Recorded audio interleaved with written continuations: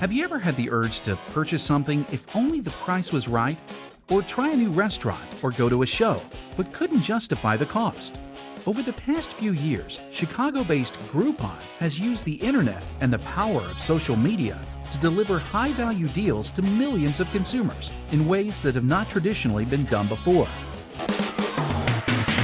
Groupon actually started as a site called The Point, which was a site for collective action, and the idea was to get a group of people together to solve kind of the world's unsolvable problems, whether it was getting a group of people together to work with government or, refurbish a local school, really accomplish anything that a group was looking to do.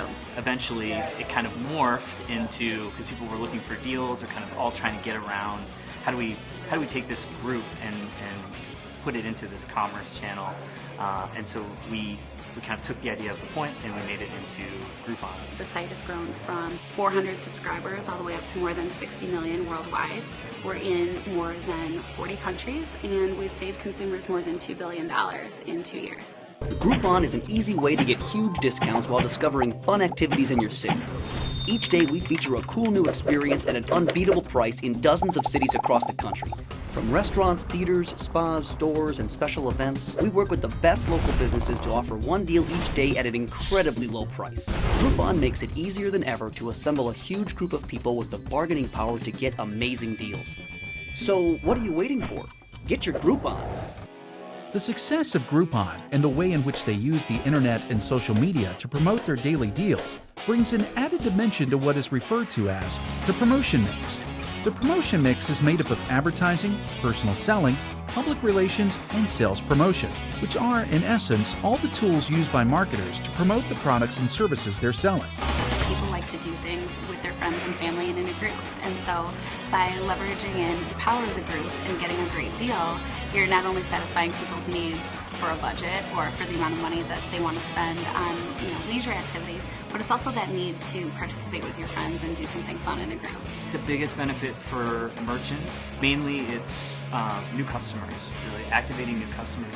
We're going to get the word out there, and then we're actually going to have these people decide that they want to come in and try your services, and then it's up to you to actually convert them into long-term, full-paying customers. When all of these tools are combined into a unified promotional strategy, we refer to it as integrated marketing communications. There is no single strategy that works for everyone, so the key is to find the right combination of tools, strategy, and creative elements to get results. With having great PR and being the fastest growing company of all time, merchants are really approaching us. We turn away about 7 businesses for every one that we feature. And the reason for that is we want someone who's really the best of the best in the local community so that our customers trust it and so that hopefully they'll shop with us again. We have a vast sales force of people reaching out and using the phone, using email to try to get some of these best businesses in each city to do a Groupon. And then from there, it's really a conversation. So how much do people spend when they come in? If 2 people were to come in and eat at your restaurant, how much would it cost them typically? Kind of learning as much as you can about the business. We look at online reviews on sites like Yelp and City Search. We will look at state licensing if we need to. Also word of mouth. If you live in a city, you know which restaurant you would never take your mother to and which one you would willingly eat at. And so we kind of go from there and we say this is a cool place and this is somewhere that our customers would like. Communication channels to reach consumers are growing and getting more and more crowded every year. So how has Groupon been able to come onto the scene so rapidly and make the huge impact they have with both consumers and the businesses that use their service for promotion? So Groupon has more than 60 million people that subscribe to their email every single day. Part of the best parts of Groupon is that we customize our experience based on when you want to engage with us and when the customer is looking to buy something. So that means that you can work with Groupon on your mobile phone to buy a deal. If you hear about it on the bus or at school, you can buy it immediately. And so we're just touching people at all different points of the day, just making sure that when they get the message about the deal, it's really something that they're interested in and receptive to receive. Advertising can take on many forms, including retail, trade, business to business, institutional, product, advocacy, comparison, interactive, and online advertising. Also, the places where advertising appears are just as diverse. Newspaper, television, radio, magazines, outdoor, direct mail, Yellow Pages, internet, and mobile are the areas where most advertising dollars are spent. Consumers are influenced by Groupon in a different way than they are through TV and that kind of thing, because off the bat I'm deciding I'm going to go try paintballing, I'm going to go skydiving. And if I drop $99, skydiving is typically $300-400. The fact that I've dropped $99 and put my money on the line means that there's a pretty high likelihood that I'm going to actually go through and do this thing. What's interesting about the Groupon model is that it really works across industries for basically anybody. Everything from a hair salon, with only a handful of chairs, to activities like skydiving or rock climbing, to appointment-based businesses. This is advertising that really is driving consumers to go do something. To go to a restaurant, to go to a spa, to go skydiving, whatever the case may be. But advertising isn't the only way to promote products.